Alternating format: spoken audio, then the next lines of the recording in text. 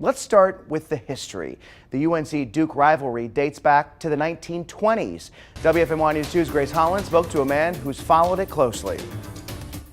Barry Jacobs covered the ACC for decades and wrote a book on the history of the conference.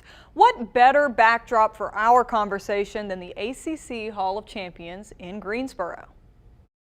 It's hard to miss all the blue among the ACC's biggest moments. The Hall of Champions in Greensboro is full of Duke blue and Carolina blue, along with the never-ending battle between the two teams preparing to face off for the first time in the Final Four. I just try and stay out of it. Longtime ACC sports writer Barry Jacobs avoids predicting who will win out between the UNC Tar Heels and the Duke Blue Devils, but he knows a lot about how we got here. He says the rivalry that started more than 100 years ago on the football field came to the basketball court in the 1950s and 60s. UNC won the national championship in 1957, and then Duke made Final Four and championship runs in the early 60s, putting the North Carolina schools on a collision course. We can't help noticing that it's true because the two schools are so close together, as though they were in the same city,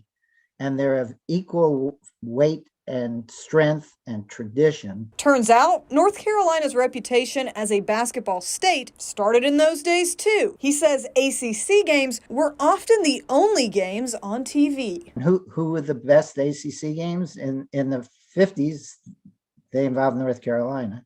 In the 60s, they first involved Duke, which went to 3 Final Fours in 4 years under Vic Bubas. Decades later, we see the passionate fans, Tar Heels, and Cameron Crazies. We might think things are tense between the two now, but Jacobs says in recent years, it's actually become more respectful compared to the early days. In those days, fights were fairly common on the court, just like coaches were more than a few times hanged in effigy. That tough, winning history, coached by names like Dean Smith, Coach K, Roy Williams, and now Hubert Davis, will continue no matter who beats who. We all tell each other that this is the best rivalry in college sports, or perhaps all of American sports.